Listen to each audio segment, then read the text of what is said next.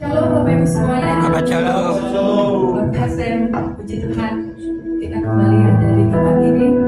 Kita ada di hadiahnya yang Maha Kudus.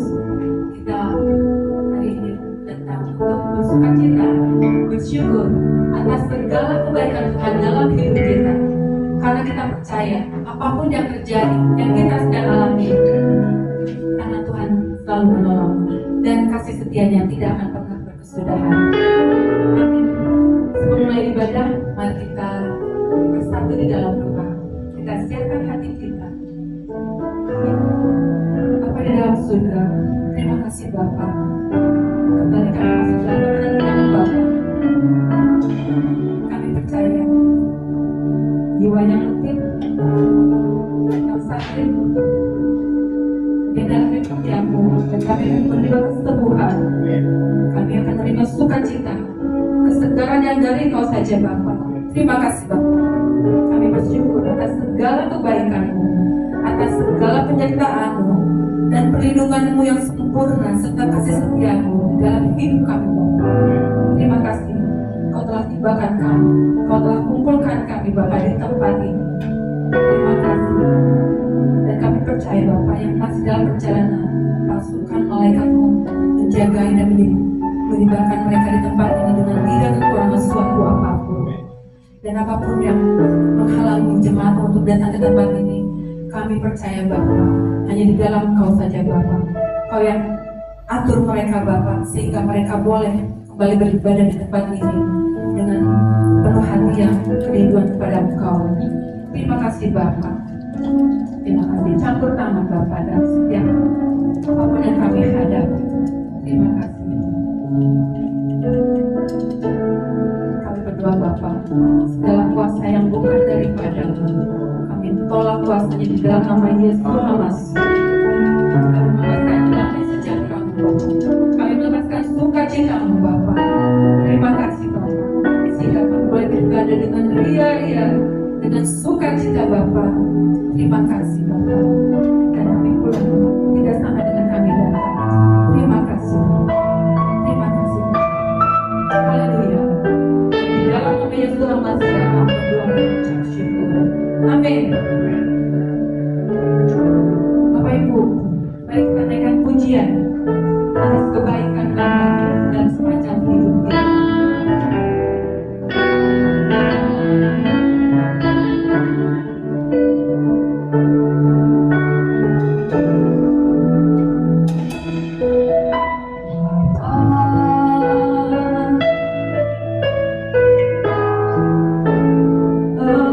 Engkau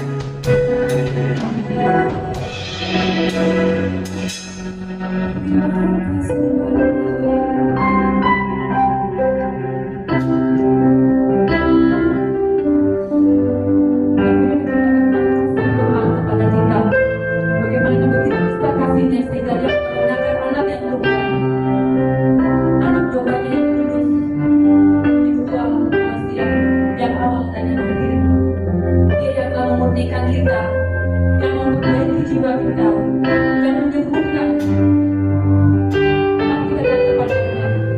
Angkat suara kita, naikkan pujian kepadanya.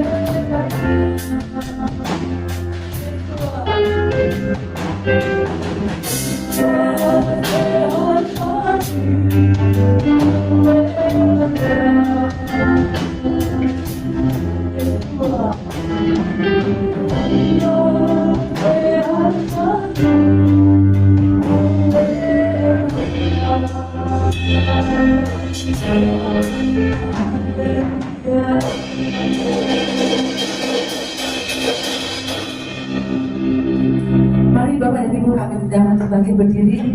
Kita mulai memuji saja. Dan apapun yang Tuhan perintahkan, Tuhan lakukan, kita lakukan dengan penuh kerelaan. Menyenangkan. Tuhan, ku menyenangkan-Mu. Tuhan, bentuklah hati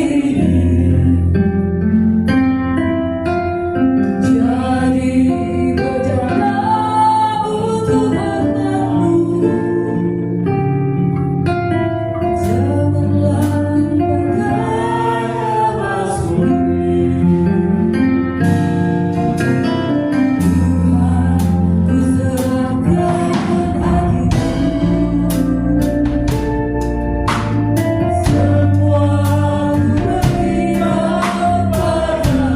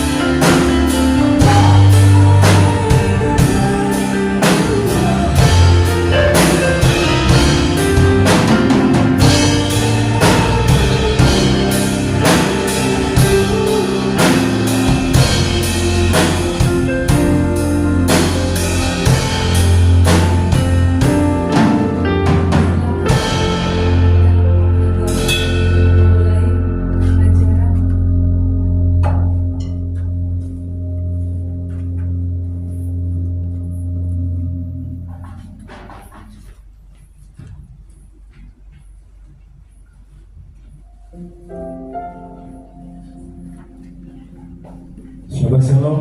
Shabbat Shalom. Bersyukur manusia, selamat kita berkumpul dan berjumpa kembali di hari Syabat yang kudus di dalam anugerah Tuhan. Amin. Puji Tuhan ya, kita bersyukur untuk khair dan khesed, anugerah dan kasih setia Tuhan yang selalu berlimpah dalam hidup kita. Dari pekan ke pekan Dia terus menyertai langkah-langkah dan hidup kita. Haleluya, puji Tuhan.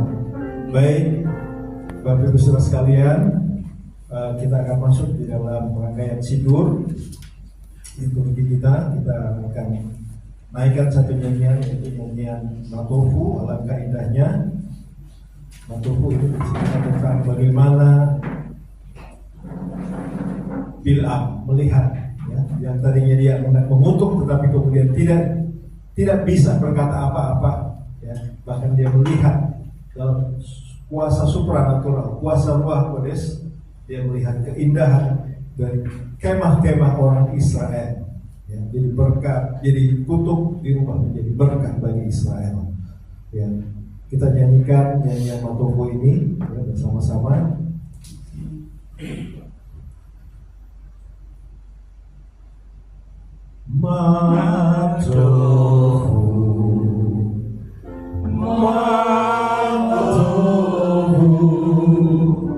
Oh hayako Skenoteha Israel Matofu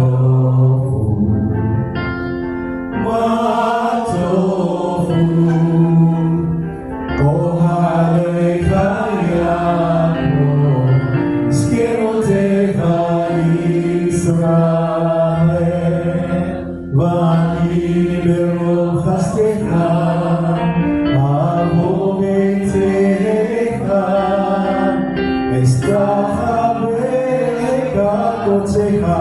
Birateha Matofu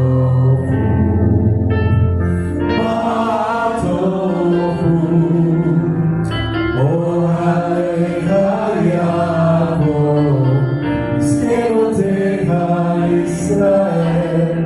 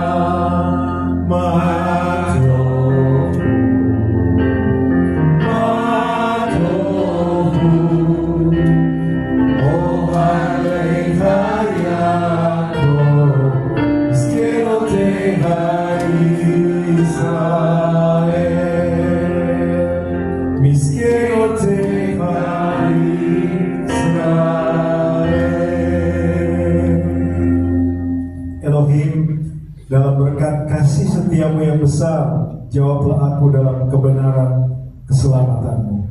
Amin. Haleluya. Kita membaca Mazmur hari Sabat ini, Tehillim 92 ya, Bapak Ibu Saudara sekalian. Kita akan baca bersama-sama ya, Mazmur 92. Mazmur nyanyian untuk hari Syabat bersama-sama. Adalah baik untuk menyanyikan syukur kepada Adonai dan untuk menyanyikan mazmur bagi namamu ya yang maha tinggi, untuk memberitakan kasih setiamu di waktu pagi dan kesetiaanmu di waktu malam, dengan bunyi-bunyian 10 tali dan dengan gapus, dengan iringan kecapi. Sebab telah kau buat aku bersuka cita ya Adonai dengan pekerjaanmu. Karena perbuatan tanganmu aku akan bersorak-sorai. Betapa besarnya pekerjaan-pekerjaanmu ya Adonai, dan sangat dalamnya rancangan-rancanganmu. Orang bodoh tidak akan mengetahui, dan orang bebal tidak akan mengerti hal itu.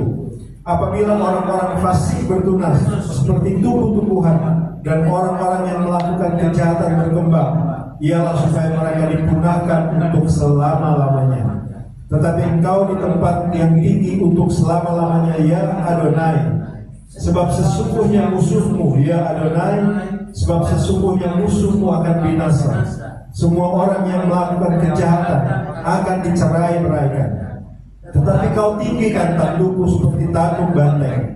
Aku dituangi dengan minyak baru. Mataku memandangi seteruku, telingaku mendengar perihal orang-orang jahat yang bangkit melawan aku. Orang benar akan bertunas seperti pohon korma, akan tumbuh subur seperti pohon aras di Lebanon. Mereka yang ditanam di Bait Adonai akan bertunas di pelataran Elohim kita. Pada masa tua pun mereka masih berbuah, menjadi gemuk dan segar, untuk memberitakan bahwa Adonai itu benar, bahwa Ia gunung batuku dan tidak ada kecurangan padanya. Amin, haleluya, puji Tuhan. Kita lanjutkan dengan Shema, Kiryat Shema. Saya ajak Bapak Ibu Saudara sekalian bangkit berdiri, sama-sama kita arahkan hati kita untuk mengucapkan deklarasi of faith, pernyataan iman, dan juga penyembahan kita kepada Elohim.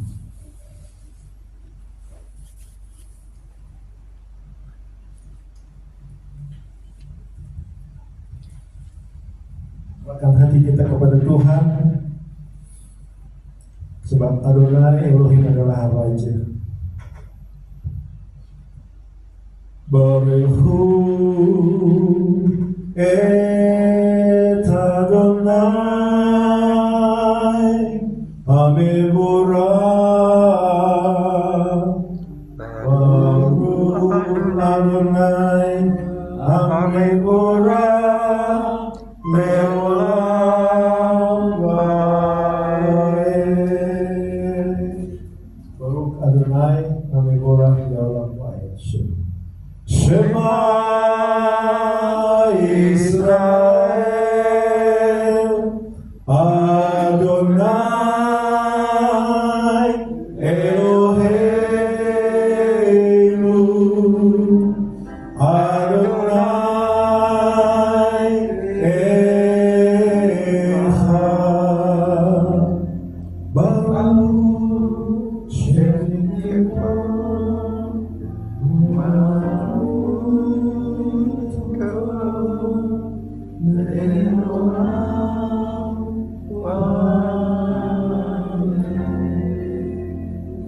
Dengarlah Israel, Adonai Elohim kita, Adonai Echad.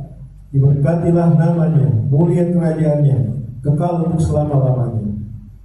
Ve'ahavta et Adonai Elohecha bekol levavecha ubekol nafshecha ubekol meodecha vehayu advarim ha'el asher anochi mitzarecha hayom alevavecha veshinata levavecha v'dibarta bam v'shekhinecha b'betecha ובלכתך בדרך ובשוכבך ובקומך ושמתם מאוד עליך והיו לתרבות בין עיניך וכתבתם על משושות ביתך ובשריך למען תזכרו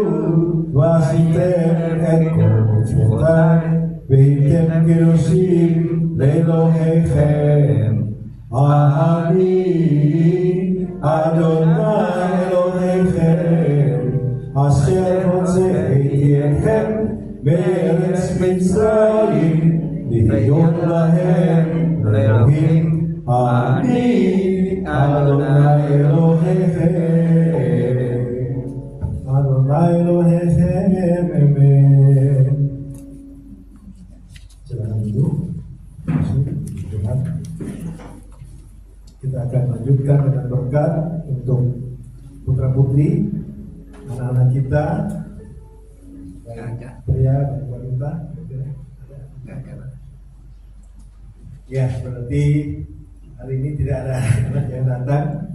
Ya, kita tetap berdoa, dukung anak-anak kita terus ya. Setiap Erev Syabat kita selalu berdoa untuk mereka. Ya. ayah menumpangkan tangan dalam berkat Efraim dan Manasye, dan juga menumpangkan tangan ke anak perempuan berkat Sarah, Rifka, Rachel, dan Lea, dengan harapan bahwa mereka akan terus mewarisi iman dari orang tua, dari daripada turun temurun, dari generasi ke generasi sampai Mashiach datang. Ya, puji Tuhan. Saya akan naikkan satu berkat untuk Syabat, yaitu Kedushat Hayom, Besantro ya.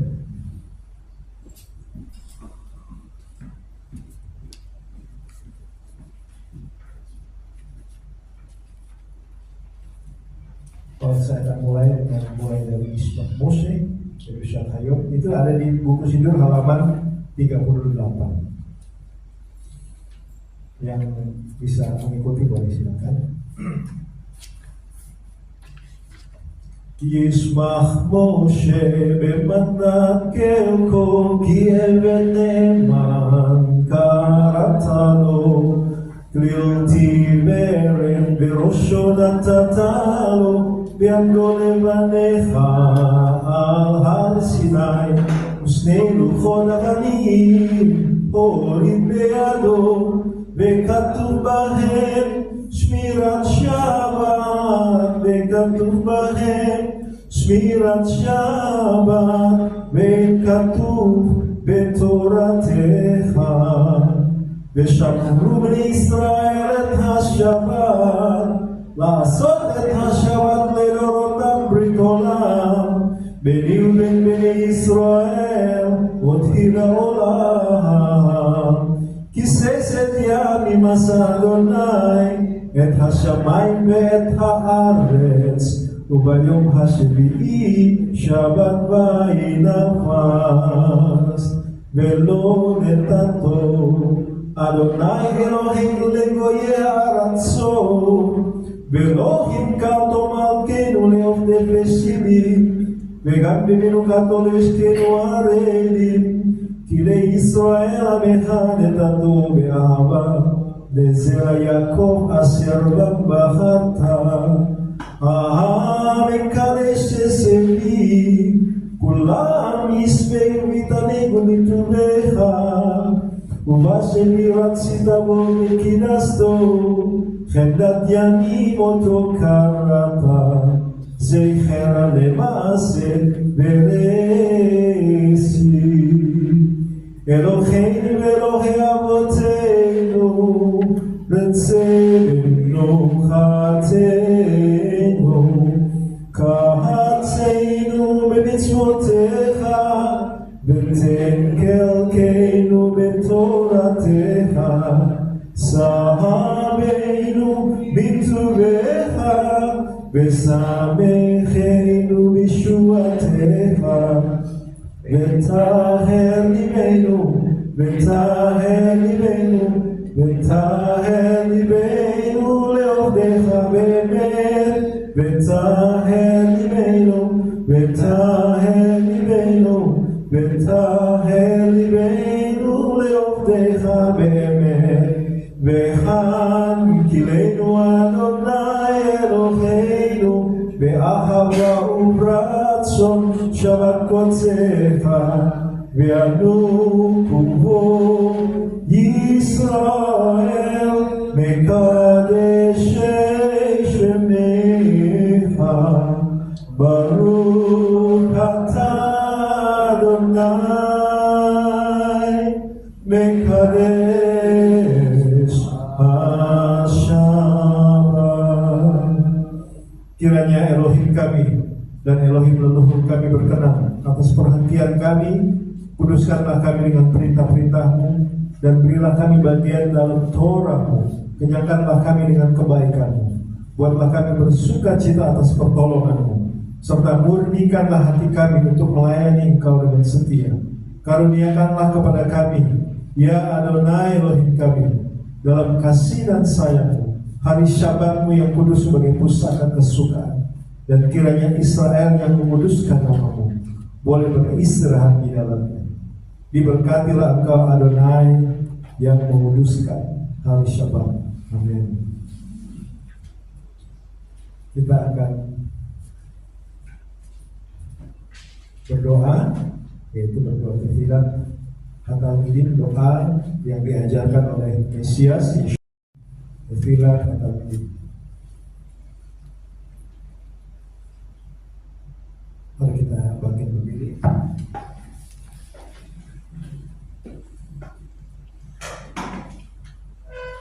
Judul halaman 54. Kita nyanyikan doa ini, lalu kita akan bacakan doa. Avinu Sheva Shamayim Yikanes Shimcha Tavo Malcha Yaseh Soncha Kevashamayim Ken Baaretz Edlekem Kukenu Ten Lanu Hayo Uslab Lanu Alhateinu Kimo Sesukim Gamanahnu Lakaten Lanu Avinu Sheva Shamayim Yikanes Shimcha Tavo Malcha Yaseh Soncha Kevashamayim Ken Baaretz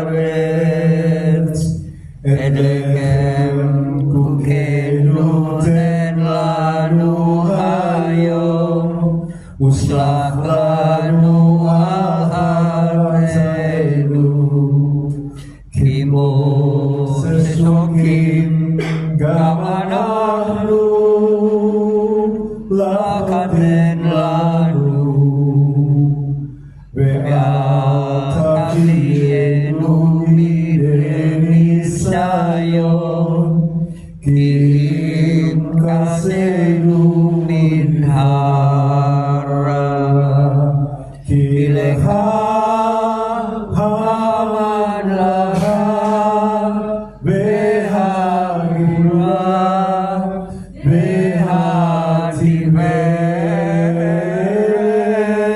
Leome Olamim Amen. Kileha haman laha Behagura Behatibet Leome Olamen. Amen.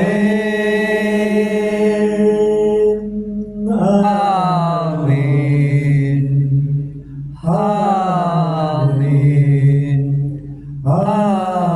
Amin. Amin. Amin. Silakan duduk.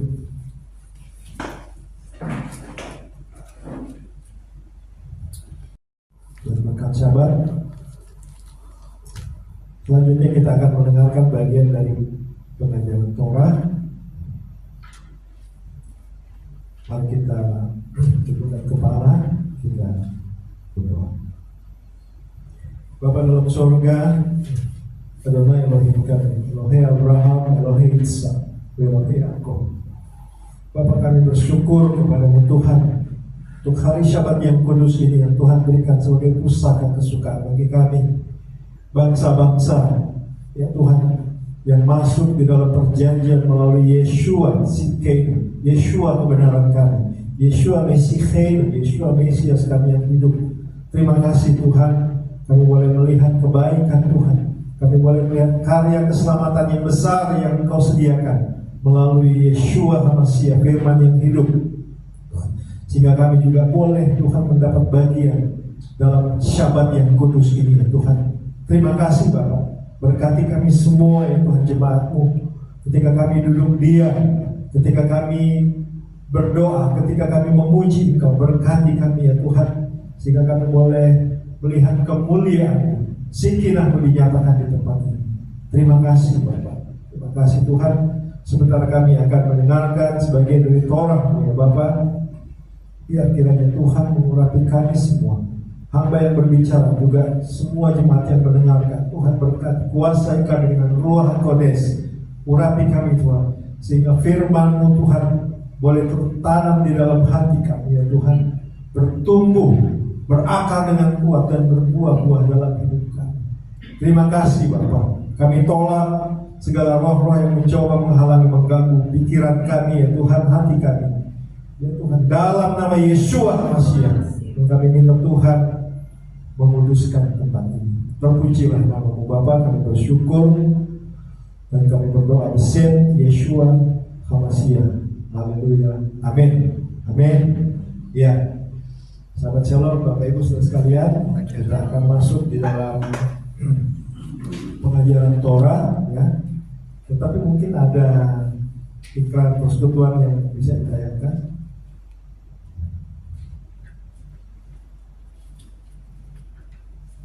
Sebelum kita masuk di dalam.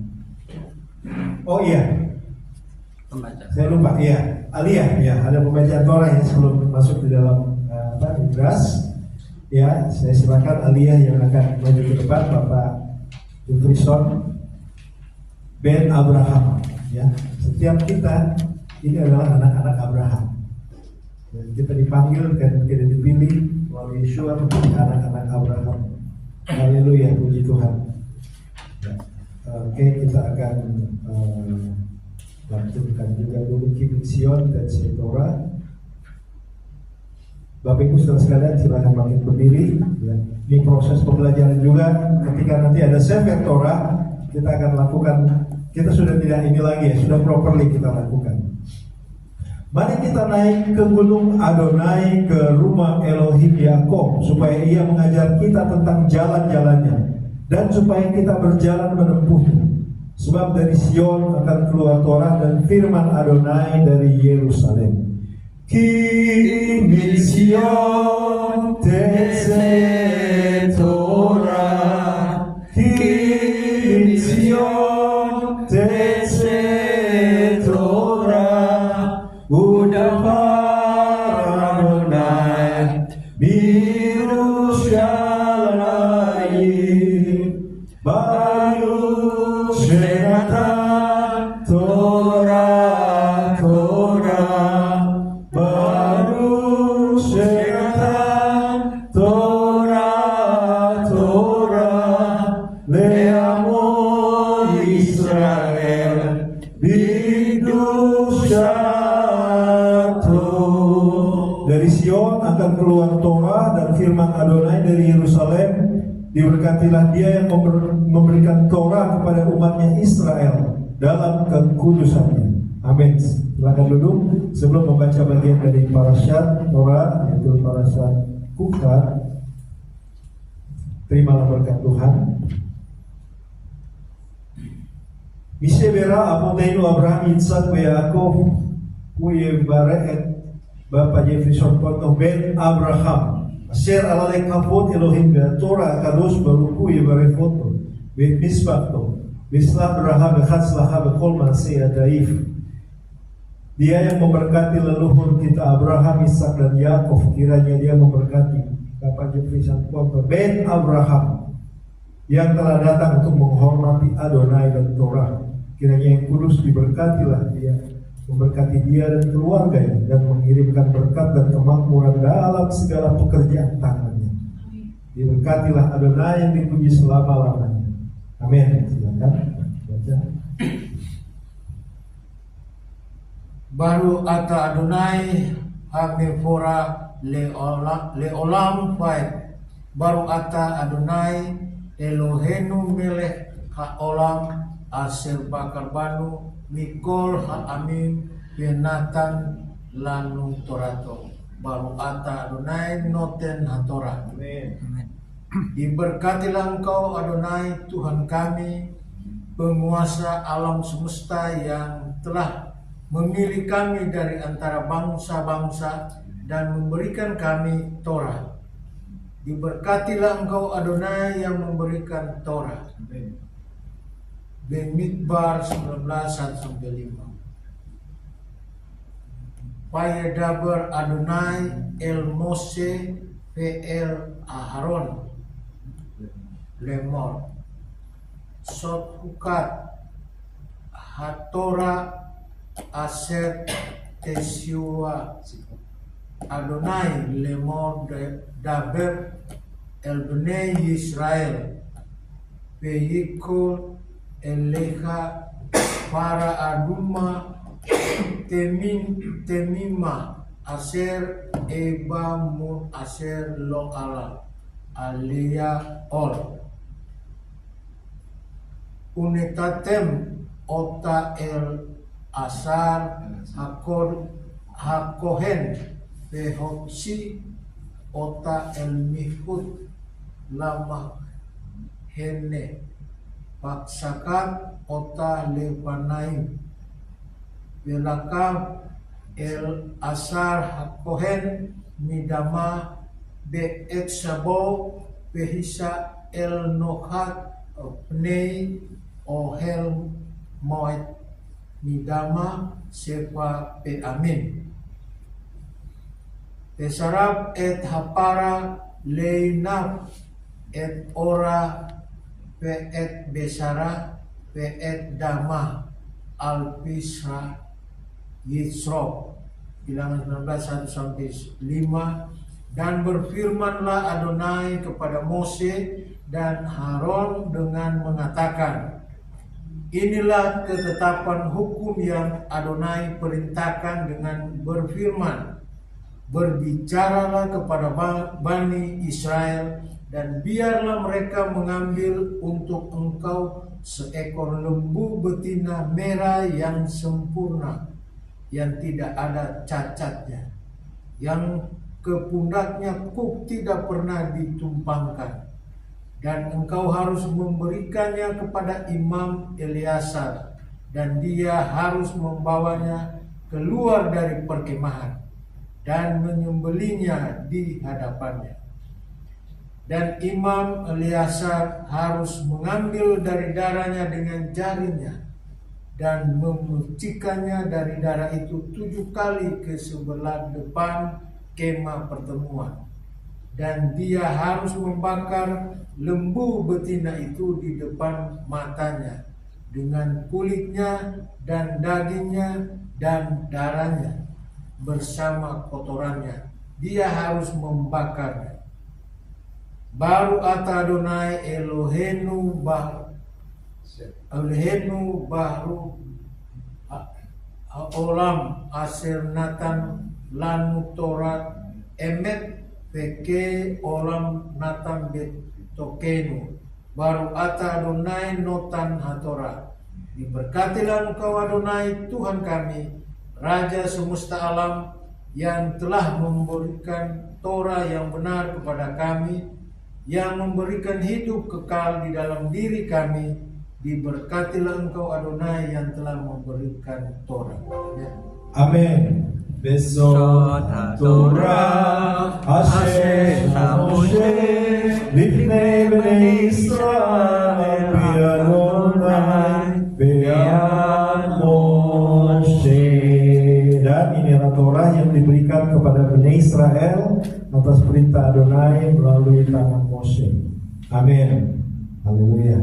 Terima kasih untuk kalian yang sudah baca Torah, ya, luar biasa. Biasanya Torahnya belum ada, tetapi semangat itu ada, ya. Sampai nanti Torahnya ada, lebih sempurna lagi. Puji Tuhan, Barukasen. Terima kasih.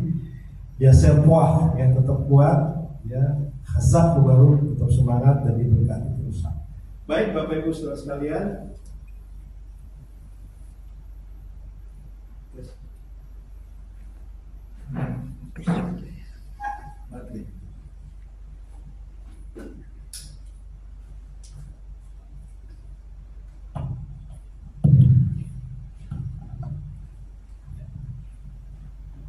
Ya, puji Tuhan, haleluya. Ya, sebelum masuk di dalam Miras.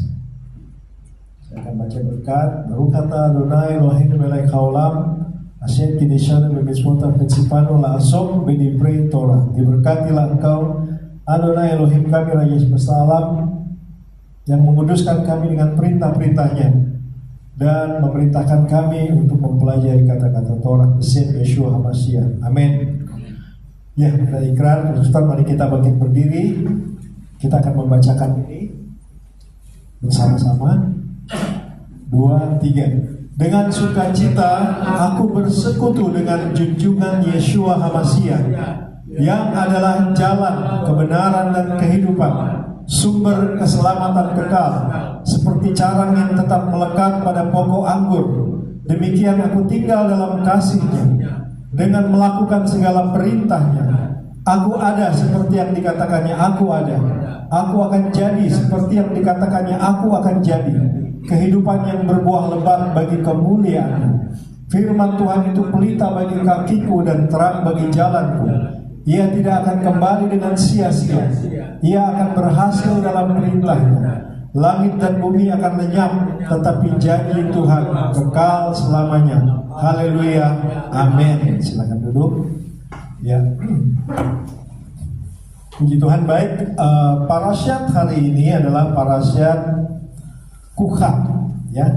Kukhat Hatorah.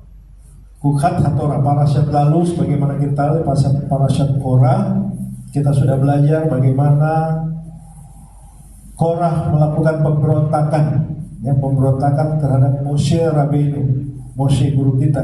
Ya, demikian sehingga Tuhan menghukum dengan dahsyat, ya. Dia masuk ke dalam bumi, perut bumi menelan dia. Juga 250 orang yang berusaha untuk menggulingkan Musa, memberontak terhadap Musa dengan membawa ketoret, itu juga dihukum. Sama seperti Tuhan menghukum Nadab dan Abihu, ya. Karena ketoret itu hanya boleh dilakukan dan dibakar, ukupan itu hanya oleh Kohen Agadol, imam besar, dan itu Aharon. Ya, mereka memaksa. Mereka memaksa sebab bukan cuma Aharon dan Moses saja yang kudus. Korah katakan seluruh jemaat kudus. Ya benar, Israel kudus. Tetapi Tuhan memberikan satu tatanan, ya, satu sesuatu organize, ya, satu tatanan dan urutan-urutan, ya, yang Tuhan pilih sebagai pemimpin, sebagai tua-tua Israel, sebagai Sanhedrin dan tua-tua dari tiap-tiap suku. Jadi Tuhan benci sekali dengan pemberontakan, ya, pemberontakan kepada Moshe sama juga artinya pemberontakan kepada Elohim, ya, sehingga Tuhan menghukum mereka dengan luar biasa.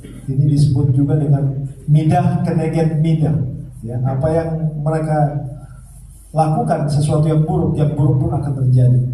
Ya. Kalau dalam istilah dunia disebut hukum karma, ya. Ya, sesuatu yang kamu lakukan akan diukurkan kembali kepada itu, artinya dari midah keneged midah. Ya, dalam parasyat Kukhat kali ini, ya, kita bisa tadi sudah dibacakan oleh Pak Jumison. Ya. Adonai berfirman kepada Moshe. Adonai berfirman kepada Moshe dan Aharon. Vaidaber Adonai el Moshe be'el Aharon. Zot Kukhat Hatorah. Inilah ketetapan hukum atau Kukhat Hatorah, ya.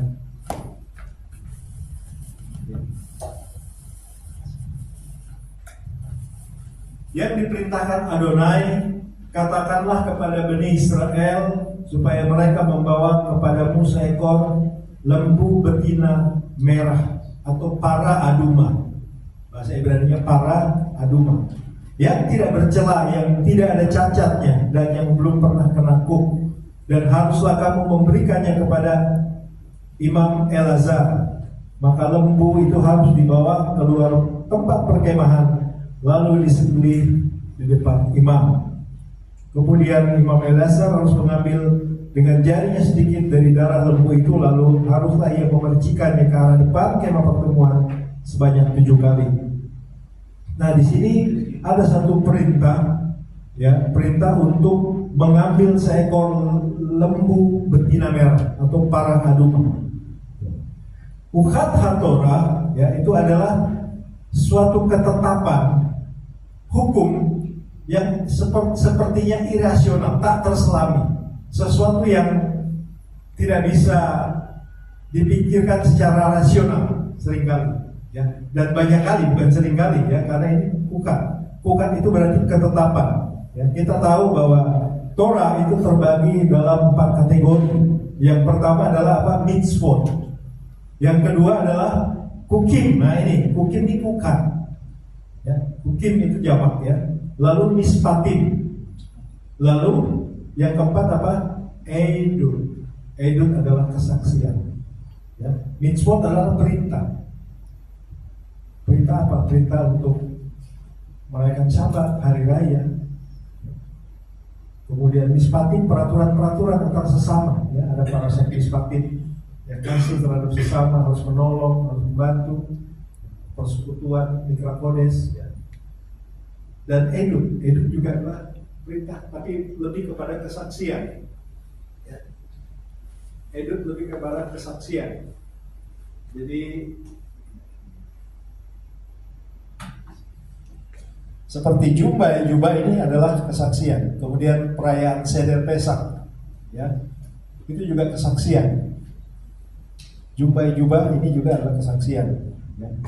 Dan banyak lagi yang lain, ya, bicara tentang hari-hari raya yang dikerjakan oleh Israel, itu bicara tentang itu. Nah, di sini kita bicara tentang Ukhat hatorah, ketetapan hukum yang tak terselami. Midrash Rabbah 19 ayat 1 menyatakan bahwa Ukhat hatorah menunjukkan jenis hukum yang bersifat suprarasional, ya, tidak dapat dipahami sepenuhnya oleh akal pikiran manusia. Raja Salomo, ya,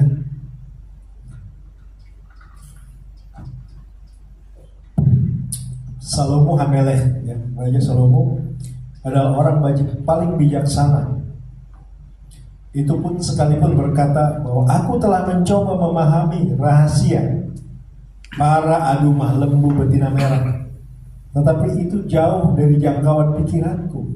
Kita lihat di sini, ya, bahwa Salomo sendiri agak liar, ya, orang Sunda bilang agak liar. Dia sendiri tidak begitu memahami, ya. Karena ini rahasia, sesuatu yang irasional sepertinya. Tetapi itu adalah ketetapan, itu ukhat, ya, itu ketetapan dari Adonai yang harus dilakukan dan dikerjakan oleh anak-anak Israel. Jadi ini menunjukkan bahwa perintah itu bukan untuk dipahami secara logika, secara logik, ya, melainkan untuk ditaati dengan emunah kita, dilakukan dengan bitachon kita. Ya, saudara. Ini juga mengajar kerendahan hati, bahwa dalam menerima kehendak Adonai itu lebih tinggi daripada pemahaman manusia, ya. Seringkali dalam hidup kita kan, Tuhan, kami tidak mengerti apa kehendak-Mu. Ya, memang kita tidak mengerti, tapi nanti ada waktu dan saatnya kita akan mengerti dan memahami itu. Setelah apa? Setelah itu kita lalui, setelah itu kita kerjakan. Lembu betina merah atau para aduma adalah merupakan simbol redemption, penebusan dan juga pengudusan. Lembu merah, para aduma adalah satu-satunya korban yang disembelih di luar perkemahan, ya. Semua korban yang ada, ya, Bapak Ibu sudah tahu ada berapa korban di Bait Suci, di Beit Hamikdash? Ada yang hafal? Korban olah, korban khatat, olah, selamim, asyam, dan korban mincha. Ada 5, ya. Dan ditambah lagi ini satu, ini ukhat Torah, ini para aduma, ya. Karena apa? Karena lembu betina merah atau para aduma ini, ya, disembelih Ya, ini pengecualian artinya dia tidak disembelih dalam sistem korban yang ada di Misbeah, ya, disembelih kemudian dikorbankan, dibakar, tidak. Tetapi dia di luar perkemahan.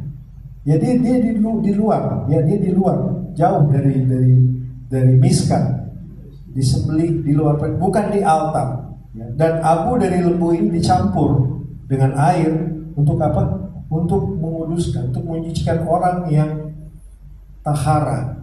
Tahara itu adalah tercemar, tame, najis, ya, oleh segala hal, ya, oleh mayat juga, oleh hal-hal yang tidak berkenan kepada Adonai. Ya. Itu untuk menguduskan, sistem ritual juga. Ya. Rashi di dalam Talmud Yerusalem dan Midrash menjelaskan bahwa lembu betina merah adalah simbol dari penebusan dosa anak lembu emas. Bapak Ibu saudara tahu ketika Israel menerima Torah di Sinai, menerima Torah di Sinai, kemudian Mose lama sekali turun. Parashat Kitisa kalau tidak salah. Karena Mose terlalu lama, hampir 40 hari, ya, menjelang 40 hari dia turun. Israel sudah melakukan hal yang buruk. Mereka berzina dengan anak lembu emas. Nah, para aduma ini adalah simbol dari penebusan dosa anak lembu emas. Jadi lembu dengan lembu, ya, itu Tuhan luar biasa memberikan satu gambaran. Ya. Karena Israel membuat patung lembu emas, maka pengudusan, penyucian yang dilakukan juga dengan para aduma, dengan lembu merah. Ya, ini luar biasa sekali, luar biasa sekali. Midrash Tanhuma di dalam Kuhat 8 katakan, biarkan induk yaitu lembu betina datang dan membersihkan kotoran anaknya. Siapa? Kotoran anaknya itu lembu emas yang disembah oleh Israel, yang menjadi avodah zarah, ya. Anak lembu emas atau egel zahab versus para aduna. Luar biasa sekali. Itu diberikan gambaran seperti itu, ya, kepada Israel. Jadi ini merupakan simbol dari apa? Simbol dari pemulihan dan pembersihan dari dosa yang dilakukan, pemberontakan yang juga dilakukan oleh nenek moyang. Kita tahu saudara bahwa Tuhan katakan di dalam parashat Shelah, ya, parashat Shelah sebelum parashat kemarin Korah, ya, Tuhan katakan mayatmu, kamu tidak akan masuk ke negeri perjanjian, ke tanah perjanjian. Mayatmu akan bergelimpangan semua, ya. Dan kamu akan berjalan selama 40 tahun. Saudara bayangin, ya, yang harusnya bisa ditempuh mungkin tidak sampai dalam jangka waktu 2 bulan atau 1 bulan dari Mesir keluar ke tanah perjanjian. Tapi Tuhan bikin 40 tahun. Karena apa? Karena pemberontakan, rebellion, pemberontakan Israel. Sehingga Tuhan membuat bangsa itu berputar-putar. Para aduma tanpa cacat dan belum pernah kena kuk. Ini persyaratannya mengacu pada kesempurnaan korban. Jadi korban yang dipersembahkan itu harus sesuatu korban yang perfect. Gak bisa yang cacat kakinya, yang cacat kulitnya. Tuhan tidak mau. Ya. Roma 12 juga katakan, persembahkanlah tubuhmu sebagai korban yang hidup, harum dan kudus dan berkenan kepada Elohim. Tuhan mau perfect. Kita tidak perfect artinya, ya, karena kita orang berdosa. Ya, siapa yang bisa dalam hidupnya selalu? Nggak mungkin.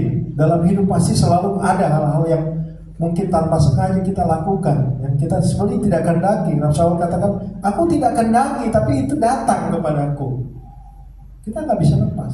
Itulah kita membutuhkan korban yang menguduskan kita dari ketidakkudusan, dari tahara, dari kenajisan kita, dari pikiran kita, dari hati kita, dari perkataan kita. Kita perlu para aduma, kita perlu korban. Jadi tanpa cacat. Jadi persyaratan ini mengacu kepada kesempurnaan korban, menandakan korban itu murni, tak bercela, ya, paralel, sangat paralel dengan iman kita bahwa korban penebusan harus tanpa dosa. Itu sama, ya, kalau kita lihat juga di dalam 2 Korintus 5 ayat 21. Ya, 2 Korintus 5 ayat 21. Di situ berkata apa? Coba kita lihat. 2 Korintus 5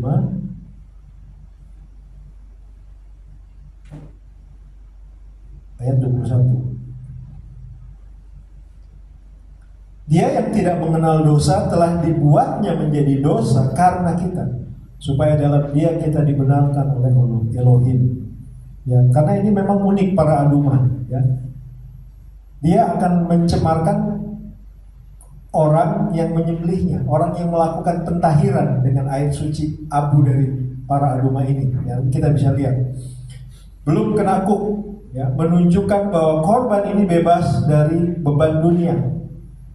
Ya, bebas dari beban duniawi, tidak terkontaminasi dengan pekerjaan manusia atau dunia. Artinya lembu merah itu mesti tidak ada satu bulu pun yang berwarna lain selain dari merah.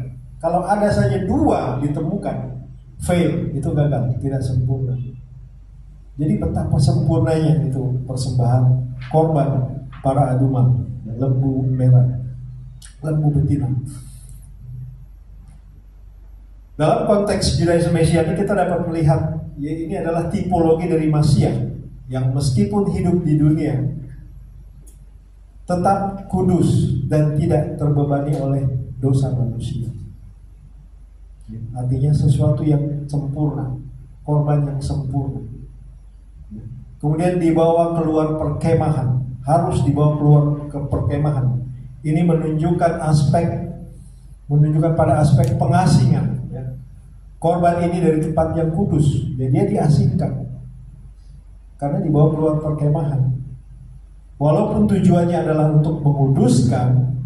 Ya, ini sangat kontras dengan korban lainnya yang dilakukan semuanya. Tadi 5 korban itu dilakukan semua di Miskan, ya, korban khatam, korban mola, korban selami. Semua korban itu juga menuju kepada Yeshua. Ya, semua sistem korban yang ada di Beit Hamikdash, di Miskan, itu menuju kepada Yeshua. Midrash dan Talmud menyatakan ini mencerminkan bahwa penebusan sering terjadi melalui penderitaan dan pengasingan. Kita lihat bagaimana Israel diasingkan, dibuang karena dosa. Artinya gini, dosa itu tetap harus ada konsekuensi yang kita terima. Apakah Adonai Elohim mengampuni kita? Mengampuni. Tetapi apakah ada konsekuensi yang harus kita terima? Tetap ada konsekuensinya, Bapak Ibu. Tetap ada. Tuhan mengampuni. Satu pelanggaran hukum misalnya, dia melakukan kekerasan, ya, atau melakukan sesuatu yang kriminal. Ketika dia betul-betul tesufah, dia bertobat, apakah Adonai mendengar? Apakah Adonai mengampuni? Jelas, pasti. Semuanya. Jika kita mengaku, kan, 1 Yohanes 1 ayat 9, dia adalah setia. Tapi konsekuensi hukum itu tetap ada, tetap berlaku. Dia harus melalui menerima konsekuensi hukum, ya, dengan tindakan pidananya mungkin atau apa, dia terima. Jadi tidak ada, ya, jadi tidak ada sesuatu yang dilakukan itu tidak ada konsekuensi. Nah, konsekuensinya ini ditanggung oleh Yeshua HaMashiach. Ya. Dosa kita ditanggung. Ya. Sekalipun konsekuensi kita alami, begitu ya. Sesuatu yang buruk dalam hidup kita yang kita lakukan, ya, itu akan menghasilkan buah. Bukan berarti itu berlalu begitu saja. Oleh sebab itu kita selalu minta kepada Tuhan itu, Tuhan sucikan, kuduskan. Tuhan murnikan dengan Ruach HaKodesh. Dan kematian Yeshua juga, ya, ini dikaitkan dengan kematian Yeshua itu terjadi di luar Yerusalem, di luar Yerusalem, di Bukit Golgota. Dia akan membawa salibnya, kemudian dia pergi ke Bukit Tengkorak, Bukit Golgota. Ini sama, paralel, ya. Para adumah pun dikorbankan juga di luar bait suci. Yeshua telah menderita di luar pintu gerbang untuk menguduskan umatnya dengan darahnya. Lalu kemudian di ayat yang kelima dipercikan sebanyak 7 kali. Imam Eliezer memercikan darah ke arah kemah pertemuan sebanyak 7 kali. Nah di sini angka 7 itu melambangkan kesempurnaan rohani dan pemurnian total. Angka 7 angka sempurna. Bahwa tindakan ini menandai bahwa penyucian, pemudusan yang berasal dari korban itu diarahkan kepada pusat pertemuan umat Elohim. Ada satu komentar dari Rabbi Shlomo Ephraim ben Aharon, komentar Kli-Yakar namanya. Jadi 7 percikan itu menyimbolkan ya, pengudusan atau penyucian terhadap 7 bagian tubuh manusia. Ya, ini related ya. Yang tadi ke 7 arah ya, memercikan ke arah kemah pertemuan 7 kali. Ini ada related juga. Ya. Bahwa Kli-Yakar mengatakan bahwa 7 tubuh bagian manusia itu adalah mata, telinga, mulut, tangan, kaki, hati dan pikiran. Ya, jadi lengkap semua unsur indera dari manusia itu ada di situ. Itu menggambarkan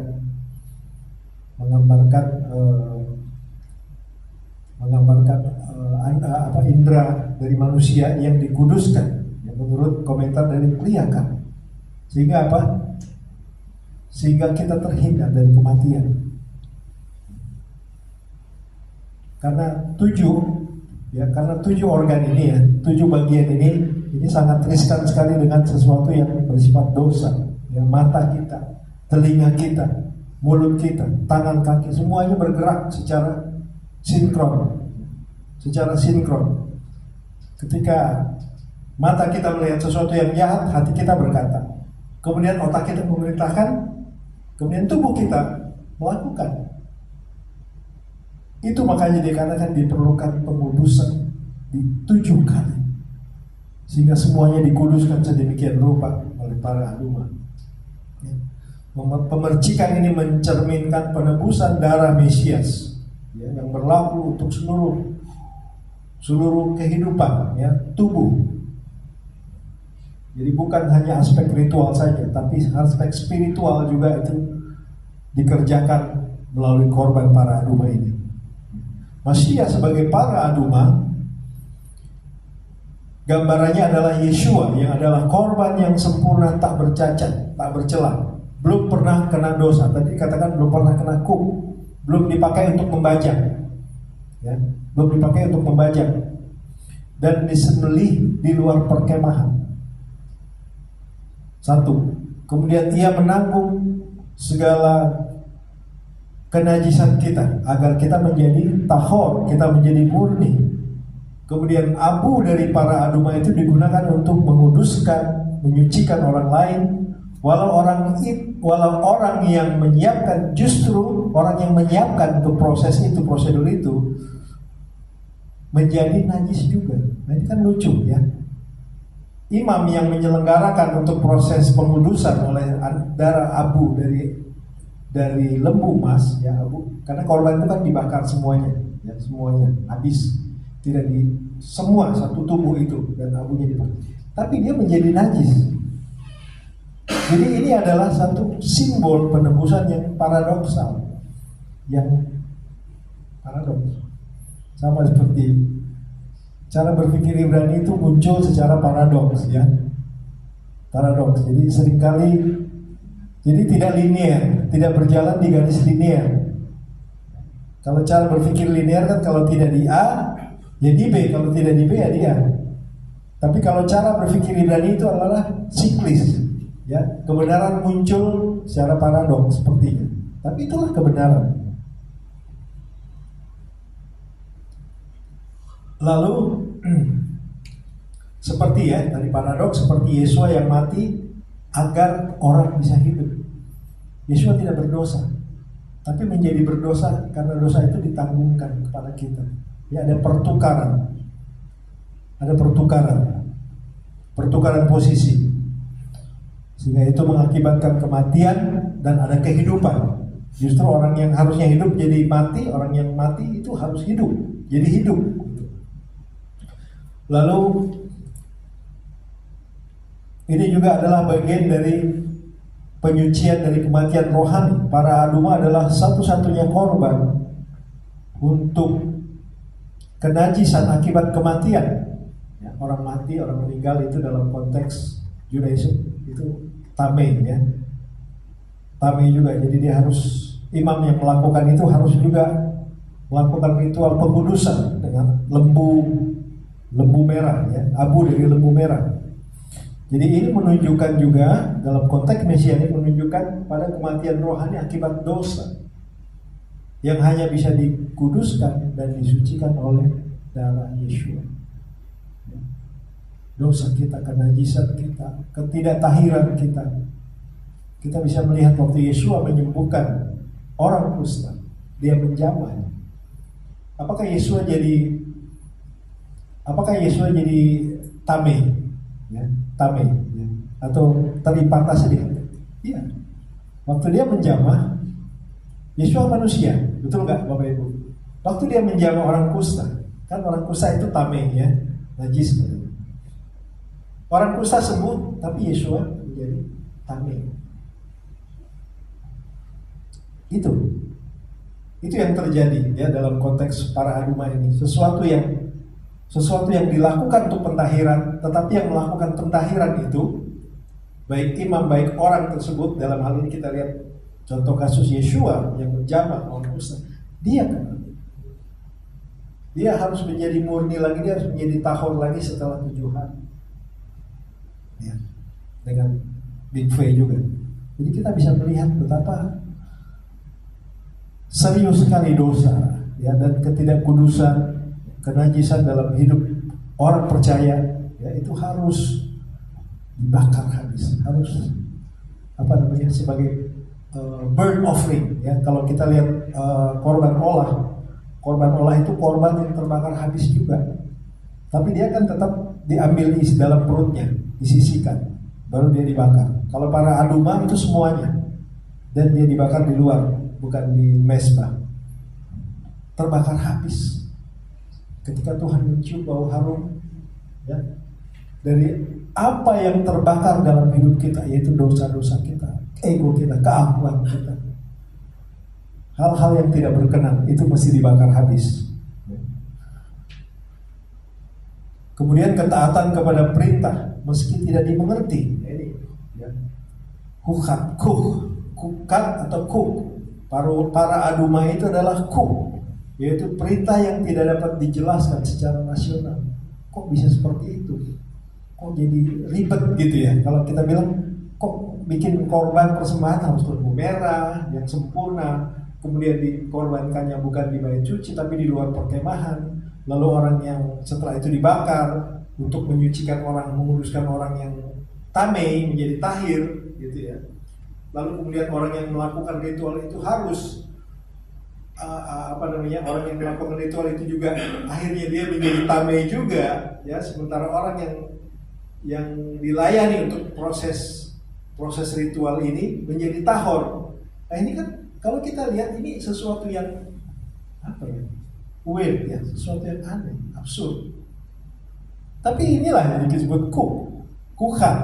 Jadi tidak rasional, tidak masuk akal. Tadi kita sudah dengar Raja Salomo sendiri dia tidak mengerti. Ini mengajar kita untuk mempercayai dan mentaati Torah. Bahkan saat kita belum memahami semua maknanya, Bapak Ibu saudara sekalian.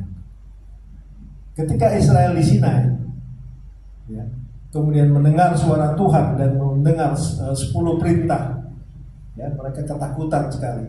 Apa yang mereka katakan kepada Tuhan? Ikrar apa yang mereka sebutkan dalam kitab Keluaran, kitab sebelum. Mereka katakan, Naase kol diber Adonai naase benishma. Semua apa yang Adonai firmankan akan kami lakukan dan kami dengarkan. Ya. Lihat itu saudara, kami lakukan dan kami dengarkan. Jadi dilakukan dulu baru didengarkan. Jadi ada perintah yang menggunakan ketaatan juga yang total. Naasewenisme, ya. Dan itu juga berlaku bagi kita, Bapak Ibu. Kemudian kita lanjutkan, semua bagian dibakar, ya. Ayat 5. Lalu lembu itu harus dibakar, kulitnya, dagingnya, darahnya, dan kotorannya semuanya harus dibakar. Habis dibakar habis, ya, sampai menjadi abu. Midrash Bemidbar Rabbah menjelaskan di sini, ya, dalam Talmud Pesachim, bahwa ini adalah satu-satunya korban di mana darah juga dibakar, bukan dituangkan di atas mezbah. Jadi ini mempertegas sifat unik dari totalitas korban tersebut, para aduma. Ya, biasa korban yang dipersembahkan 5 korban itu tadi, ya, olah, khatat, selamim, asyab, itu begitu disembelih, darahnya dicurahkan, ya, kemudian dipercikan di mezbah atau di altar, begitu, ya. Tetapi ini tidak, semua dibakar. Kulitnya, dagingnya, darahnya pun dibakar, kotorannya semua utuh, tidak ada yang tersisa. Ya, ini adalah sifat unik dari dan totalitas dari korban ini. Jadi kita bisa lihat bahwa ada makna spiritual. Segala aspek tubuh korban para aduma, ya, termasuk yang kotorannya pun sekalipun ikut dibakar. Ya, ini artinya menunjukkan bahwa korban ini menanggung seluruh aspek kenajisan dari manusia, baik yang tampak maupun yang tersembunyi. Totalitas dari korban para aduma, lembu merah. Ini mencerminkan bahwa Yeshua HaMashiach, dia memikul seluruh beban dosa umat manusia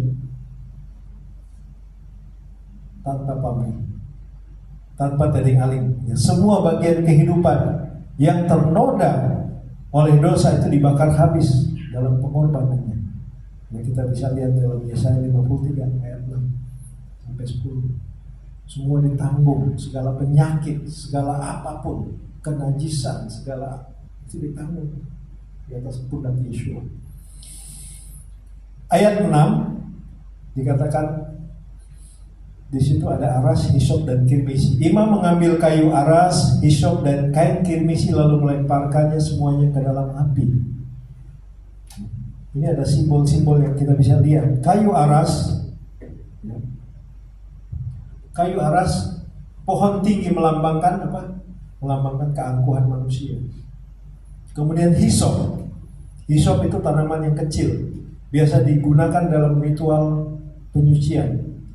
Itu juga melambangkan kerendahan hati, ya, kontra dengan yang tadi, ya. Kayu aras keangkuhan, hisop dia kerendahan hati. Lalu benang kirmisi melambangkan dosa yang sangat mencolok, yang sangat kontras. Makanya dalam Yesaya 1 ayat 18 itu dikatakan, sekalipun dosamu merah seperti kirmis, ya, merahnya itu merah darah, ya, merah yang sangat mencolok sekali, gitu, ya. Tetapi akan menjadi putih seperti salju. Yesaya. Itu benang kirmisi. Kirmisi melambangkan dosa yang sangat mencolok. Jadi menurut Rashi, ya, 3 bahan ini menunjukkan bahwa orang berdosa yang ingin disucikan itu harus merendahkan diri, kemudian menanggalkan kesombongannya dan mengakui dosa-dosanya. Ini persyaratan yang harus dikerjakan dan dilakukan oleh para imam dan orang yang akan melakukan pentahiran itu. Dalam Brit Hadasah, hisop digunakan ketika Yeshua di kayu salib, ya, itu dipakai untuk memberikan anggur asam. Ya, ini menghubungkan juga dengan para aduma, dengan pengorbanan Mesias, ya, secara simbolis. Jadi semuanya saling terkait, saling terhubung. Ya. The picture of Torah, ya, the picture of Torah itu juga ambil the picture of Yeshua HaMashiach, juga bicara tentang korban Yeshua HaMashiach. Ayat 7 dan 8, imam itu tetap najis sampai matahari terbenam. Ini adalah satu hal yang paradoks, sering disoroti oleh para rabi. Korban ini menyucikan, menguduskan orang yang tamei, yang najis, tetapi menajiskan orang yang melakukan ritual pengudusan, penyucian, ya itu tadi saya sudah jelaskan ya. Jadi Midrash mengatakan bahwa ini mengajarkan pengudusan, penyucian rohani memerlukan pengorbanan juga dari pihak yang melakukan. Nah, ini luar biasa. Jadi yang melakukan artinya dia berkorban, ya dia berkorban akan kena imbas dari orang yang tamei tersebut, begitu. Ya ini makanya tidak masuk di akal kan, gimana orang yang mau melakukan pentahiran, melakukan pengudusan, tapi ketika dia lakukan itu, ini gambar Mesias, gambar Yesua saudara, ya, gambar Yesua yang melakukan itu. Kemudian dikatakan juga bahwa ini mengajarkan bahwa penyuci, ya itu deh, pengorbanan, ya pengorbanan diri orang yang melakukan. Orang yang menyucikan harus bersedia menerima beban dari ketidaktahiran itu sendiri, ya. Dan itu adalah tipologi dari Mesias. Dia menjadi najis agar orang lain menjadi tahir, ya. Dia menjadi kutuk agar orang menerima berkat, ya. Ini switch. Jadi Yesua yang kudus, yang suci, yang mulia, yang agung menjadi dosa karena kita yang diangkat, kita yang dikuduskan oleh Bapa. Kita menerima kehidupan yang harusnya kita harus menerima kematian akibat dari dosa yang kita lakukan. Luar biasa ya Bapak Ibu, kalau kita renungkan bagaimana Tuhan memberikan satu pengajaran di dalam Torah, ya, yang kita dulu sebenarnya tidak tahu, ya, bahwa ternyata gambar setiap perintah dalam Torah, ya, setiap mitzvot, hukim, mispatim, edu, ya, itu selalu related dengan apa? Related dengan perintah-perintahnya, related dengan pengajarannya, related dengan apa yang ada di dalam Brit Hadasa, ya, related dengan yang ada di kitab Nevin juga ada di dalam Brit Hadasa. Lalu kemudian dikatakan abu itu harus disimpan, ayat 9, untuk air penyucian dari dosa, mei midashatan. Ya, tadi kita sudah lihat bagaimana abu itu digunakan untuk menyucikan, proses dari ritual yang dilakukan.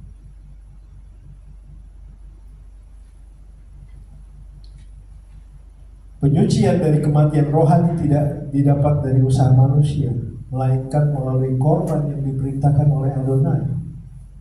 Mesias adalah pengenapan dari para aduma, korban yang kudus, yang terbakar sepenuhnya dan menyucikan, bahkan setelah kematiannya. Setelah Yesua mati, kemudian dia dikubur, kemudian dia bangkit, dia tetap menyucikan dan menguduskan hidup kita. Bukan hanya pada masa itu, tetapi masa-masa yang akan datang, masa-masa kita. Dikatakan, barang siapa percaya kepadanya akan beroleh hidup yang kekal. Itu iman kita, saudara. Jadi dia menyucikan, kemudian dia memurnikan kita, ya, sebagai korban gambaran dari para aduma. Penyucian orang lain menuntut pengorbanan dari si orang yang melakukan ritual pengorbanan. Tetapi teladan Mesias itu adalah panggilan juga bagi semua kita. Teladan Mesias itu mengajarkan pengorbanan. Yesua sudah melakukan itu bagi kita, ya. Dia menebus kita dari maut, dari kematian, sehingga kita bisa hidup. Para adu mengajarkan sesuatu yang sepertinya tidak masuk akal. Tetapi ternyata setelah kita belajar Besorah, inilah gambaran Mesias Yesua. Saya katakan kenapa orang Yahudi mungkin tidak, ini diberikan kepada mereka. Tetapi karena mereka tidak bisa melihat Yesua, tidak melihat Mesias, bahwa ini adalah gambar dari Mesias. Mereka menerima Torah di Sinai, menerima pengajaran ini, tetapi mereka, 1 Korintus berapa katakan, masih ada selubung yang menutupi mereka. Cuma mereka masih belum melihat dengan sempurna Mesias mereka. Belum bisa melihat Yesua HaMashiach yang adalah gambaran dari para Adonai, Tuhan sudah memberikannya itu dalam Torah. Ya. Jadi itu sangat lengkap sekali ketika kita belajar firman Tuhan, ya, belajar Torah, kitab nabi-nabi dan juga Brit Hadasa dan kitab Rasuli. Kita mengerti semua itu, ya, begitu teratur, begitu komprehensif, lengkap semua ada. Ya. Tetapi bagi mereka yang hanya belajar Tanakh tanpa melihat Brit Hadasa, mereka tidak akan bisa melihat Yeshua sebagai pahlawan. Ya. Juga ada orang-orang saudara-saudara kita yang di Judaism, dulu di Mesianik, kemudian karena mereka Jew wannabe, ya, mereka jadi Judaism. Mereka menyangkali Yeshua, dan mereka tidak akan melihat hal ini dinyatakan di dalam Torah dan di dalam Brit Hadasa. Kebenaran ini hanya bisa dilihat oleh Mesianik. Dia yang percaya Yeshua, dia yang mengasihi Torah, taat kepada Torah, tetapi dia percaya Yeshua dan mengasihi Yeshua juga. Oke, kita lanjutkan. Jadi tadi tentang para adumah, ya. Kita akan lanjutkan kepada kematian Miriam, ya. Kematian orang sadik itu memberikan pendamaian, ya. Jadi tadi masih adalah pengenapan dari para adumah, korban yang kudus terbakar sepenuhnya, penyucian orang lain menuntut pengorbanan dari si yang melakukan ritual pengudusan tersebut, paradoks korban. Ya, paradoks juga bagi korban, menyucikan tetapi menajiskan, mengajarkan bahwa kebenaran ilahi melampaui akal logika kita, karena kita tidak mengerti. Tetapi setelah kita melihat gambarnya itu ada di Yeshua, baru kita paham, oh ini sebetulnya aspek yang Tuhan berikan, sehingga kita bisa memahami apa rahasia daripada Torah, ya, rahasia daripada parasyat Tuhan ini. Sedikit lagi ya Bapak Ibu, ini tentang kematian Miriam di dalam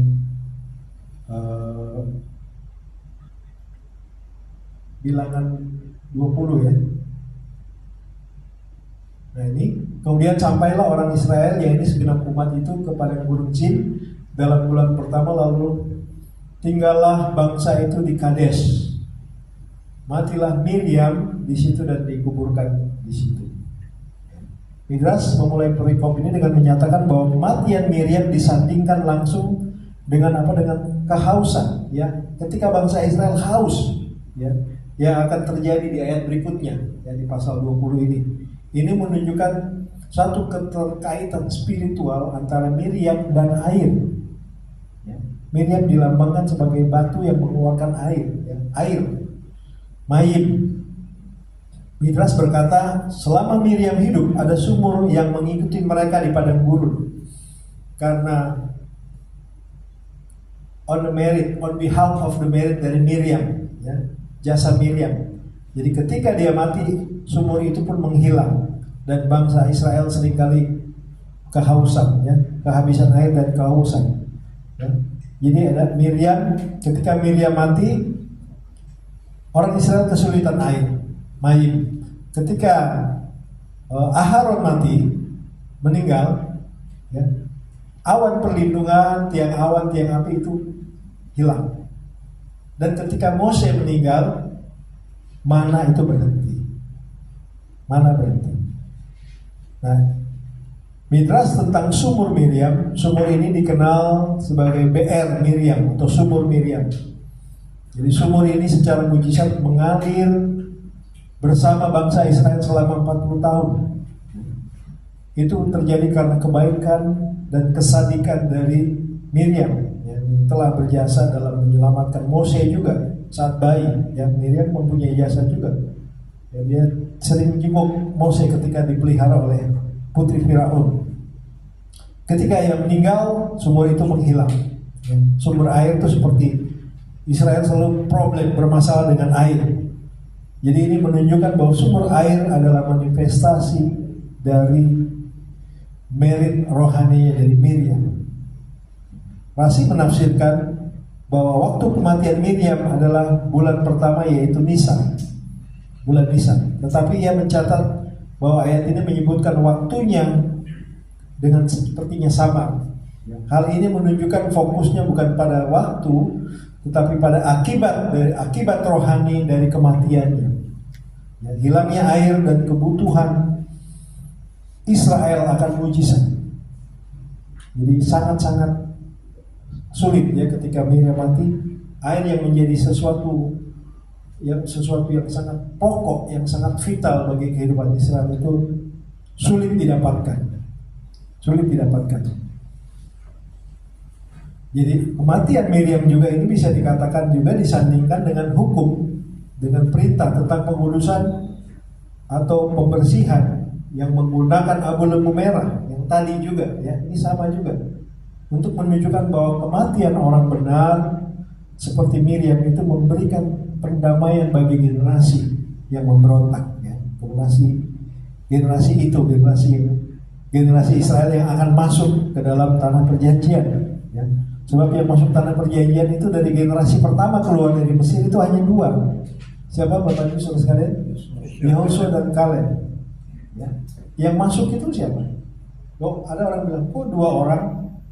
Bukannya banyak dari 12? Iya. Yang masuk itu adalah anak-anak yang generasi kedua yang lahir di padang gurun. Sementara yang keluar dari Mesir itu hanya 2. Yang lainnya semua adalah yang masuk itu, yang ribuan orang itu adalah anak-anak mereka yang lahir di padang gurun. Rambam menyoroti bahwa tidak banyak detail yang diberikan mengenai kematian Miriam. Jadi berbeda dengan Mose dan Aharon. Ini karena ya ada kalanya dalam kultur Semitik ya, perempuan seringkali disampaikan dengan cara yang agak lebih tersembunyi ya, dalam tanah meskipun dampaknya besar. Ramban juga melihat bahwa penguburan Miriam di situ menunjukkan kehormatan bahwa dia tidak meninggal di padang gurun terbuka, melainkan di tempat yang kudus seperti Kades. Kades itu artinya kudus, ya. Kados, ya. Perbatasan untuk sebentar lagi mereka akan masuk tanah perjanjian. Lalu para rabi itu melihat kematian Miriam bukan hanya sebagai kejadian historis, tetapi titik balik spiritual, titik balik kerohanian dari Israel. Ya, sebab mereka sebentar lagi mau masuk ke tanah perjanjian. Ya, seperti saya katakan tadi, Miriam bicara tentang air, tentang sumur. Aharon bicara tentang awan kemuliaan, awan perlindungan, tiang api kalau malam api yang memimpin, kalau siang awan yang menudungi mereka tidak kepanasan. Lalu Mose adalah dilambangkan sebagai mana. Ya, mana itu berhenti waktu Mose juga meninggal. Jadi dengan kematian Miriam, sumur berhenti mengalir, menandakan bahwa kehadiran dan jasa dari Sadikim orang benar itu berpengaruh langsung untuk seluruh kaum Israel, umat Israel. Miriam menjadi gambaran peran dari seorang intercessor dan pelindung, ya, seperti penghibur. Siapa? Penghibur. Ketika Yesus akan pergi, dia janjikan penghibur, Ruach Kodes. Aku akan minta kepada Bapa dan dia akan mengirimkan penghibur, Parakletos, penolong penghibur kita, Ruach Kodes. Ya, gambarannya seperti itu dari Miriam. Miriam juga dilambangkan sebagai seperti itu. Ya. Dan kita bisa lihat Yeshua sebagai air hidup. Ya. Jadi setelah Miriam wafat, Israel kehilangan air, namun Elohim menyuruh Mose untuk berbicara kepada batu dan air keluar. Tetap Israel harus butuh air, ya, dan masih ada Mose dan Aharon, sehingga Tuhan tetap memelihara dalam situasi yang sulit, ya. Jadi gini, maksudnya kesulitan mereka tentang air waktu Miriam masih ada dan sesudah Miriam ada itu beda, ya. Sesudah Miriam tidak ada, setiap kali mereka kehausan sulit cari air, ya. Sehingga pada satu ketika ya, air tetap diberikan, tetapi mereka terus berbantah-bantah soal air, sehingga ada Meriba, ya, air Meriba, Mara dan Meriba, ya. Perbantah-bantahan sehingga airnya pahit. Ya, ada air tetapi airnya pahit, dan itu yang membuat mereka itu seperti menggerutu, ya, bersungut-sungut, bahkan memberontak begitu. Airnya tetap ada, tetapi rasanya sudah berbeda, lain. Ya. Sampai akhirnya Mose harus dengan kemarahannya, dengan dia emosi, ya, dia mungkin marah karena Israel memberontak. Dia ketuk itu batu itu, yang harusnya dia hanya berbicara. Ketuk, dia marah. Kalian adalah bangsa yang pemberontak, begitu ya. Dia betul-betul kesel gitu ya. Airnya keluar. Tetapi apa? Tetapi Tuhan katakan kamu telah melanggar kekudusanku. Sebab harusnya bicara kepada batu itu, karena kamu punya otoritas, Mose. Tapi kamu memukul, ya, dengan kemarahan. Tuhan menganggap itu melanggar kekudusan Elohim. Sehingga apa? Sehingga Mose tidak bisa masuk ke negeri perjanjian. Jadi kita bisa lihat di sini juga, kemudian kita lihat kematian dari Aharon, ya, Aharon.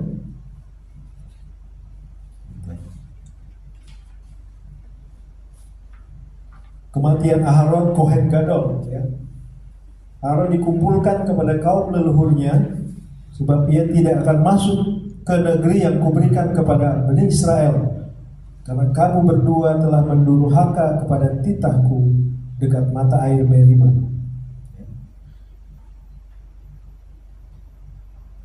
Midras Rabbah, Bemidbar Rabbah menyoroti bahwa Aharon dihukum karena solidaritasnya dengan Mose, bukan karena kesalahannya dia pribadi. Dia harus tetap mendukung Mose. Ya, apa yang Mose katakan dia harus ikuti.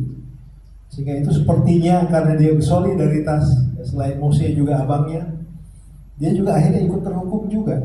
Ya, ini mengajarkan bahwa pemimpin yang diam ketika rekan sejawatnya bersalah juga turut bertanggung jawab. Ya, Aharon juga adalah manusia. Ya. Kita juga bisa lihat waktu dia dipaksa untuk membuat patung anak lembu emas, dia tidak berdaya, akhirnya dia bikin. Tetapi dia jadi Kohen Gadol, tapi dia jadi imam besar. Ini kan kontroversi, ya, sangat kontradiksi sekali. Tapi itulah, ya,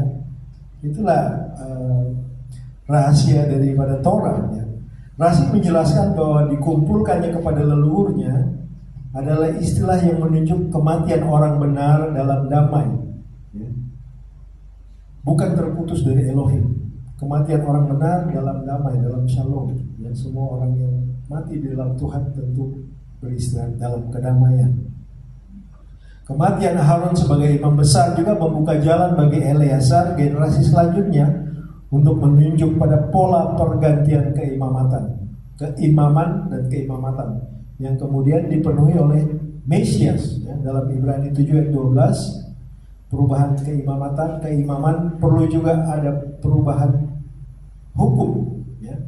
Perubahan keimamatan bahwa Yeshua itu adalah imam besar agung, imam besar yang tak terselam, imam besar yang lebih tinggi dari Aharon, lebih besar, ya, karena dia sudah melintasi kemah, bukan yang ada di bumi tetapi yang ada di sorga.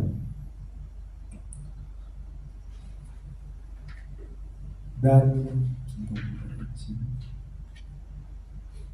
ya, kematian Aharon bukan sekedar peristiwa historis, tetapi peristiwa transenden tentang pergantian keimaman dan otoritas ilahi. Pakaian keimaman adalah lambang atau tanggung jawab dan kekudusan yang harus diwariskan kepada generasi yang berikutnya. Aharon mati bukan karena dosa pribadi, tetapi sebagai bagian dari rencana Adonai untuk menegakkan kekudusan di tengah-tengah umat Israel. Kisah ini juga menunjukkan, ya, bahwa Yeshua sebagai imam besar, Kohen Gadol yang kekal, ya, menurut peraturan dari Melkisedek. Dia yang sudah melintasi, yang sudah menyelesaikan penebusan, melakukan korban bagi dirinya sendiri dan kemudian menghadap Bapa. Dia adalah imam besar yang lebih besar dari Mose, imam besar yang sempurna, imam besar bagi hidup kita semua, imam besar bagi Israel, juga imam besar bagi bangsa-bangsa. Ya. Ketika penebusan yang dilakukan oleh Yeshua, Israel dan bangsa-bangsa menjadi satu. menjadi satu umat. Setiap orang percaya, yang percaya Yeshua, yang percaya kepada Torah Adonai, ya, itu akan masuk di dalam satu pengembalaan, yaitu pengembalaan Yeshua Mashiach sebagai Kohen Gadol, imam besar yang membenarkan kita, yang menguduskan kita, yang bersyafaat bagi kita siang dan malam sampai kita berjumpa dengan Dia nanti. Amin. Mari kita berdoa. Bapa, kami bersyukur ya Tuhan. Terima kasih untuk pengajaran Torah yang luar biasa ya Tuhan. Torah yang sepertinya kontroversi, tetapi Torah Adonai adalah murni. Torah Adonai manis, bahkan lebih manis dari tetesan madu lebah. Torahmu indah ya Tuhan. Torahmu kekal ya Tuhan. Oleh sebab itu Bapa, kami merenungkannya siang dan malam. Kami mau Tuhan diubah oleh firman. Hati kami, hidup kami, tubuh, jiwa, dan roh kami serahkan dalam tangan-Mu ya Tuhan, supaya Engkau pakai ya Tuhan, sebagaimana Engkau telah menguduskan kami ya Tuhan, sebagaimana Engkau telah memberikan satu contoh yang sempurna dalam korban para adumah ya Tuhan.